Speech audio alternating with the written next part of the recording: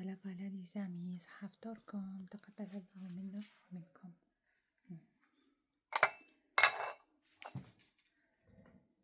صحة فطوركم لي زامي. اليوم درت لكم ان تري بون بلا، اون تري بون روسيت طاجين الزيتون بلي شامبينيون بالفطر، طريقه سهله واقتصاديه. شوفوا كامل الفيديو باش تجربوها ان شاء الله. السلام عليكم لي زامي، مرحبا بكم في لا كوزين دو ميمي. اليوم حندير لكم طاجين الزيتون.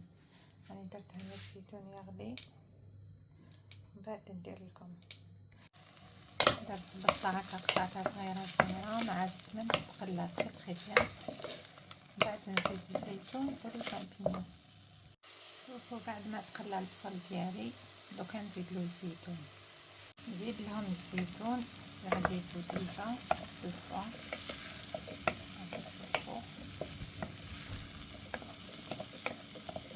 دوكا نزيد لها جوج حبات تاع زغبيه مقطعين، نزيد لها كاسه الماء. لي شامبينيون ديالي، لي شامبينيون مارون بيو قطعتهم تري بيان. دوكا نديرهم نقليهم شويه زبده. فوالا زدت لها كاس تاع الماء. دوكا نزيد لها لي شامبينيون تاعنا. دوكا لي شامبينيون قليتهم مع الزبده، دوكا نزيدهم لها. ودوكا نزيد لها 2 غون كويير تاع لا كريم فريش ونخليها تشرب.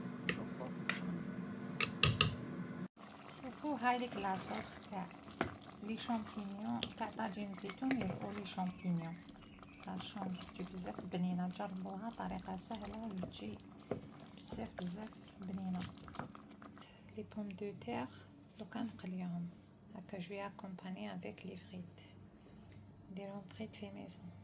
الملح، فلفل كحل، فلفل احمر، شويه كركم وغرفه تاع الزيت. دوكا ندير كلش في العيق صغير. وهاي لي فريت في ميزون ديالي. فوالا صحة فطوركم لي زامي. دونك هاوليك طاجين الزيتون تاعي ما شاء الله جا كي المسك مع لي فريت في ميزون. سالاد فيرت اي مطلوع.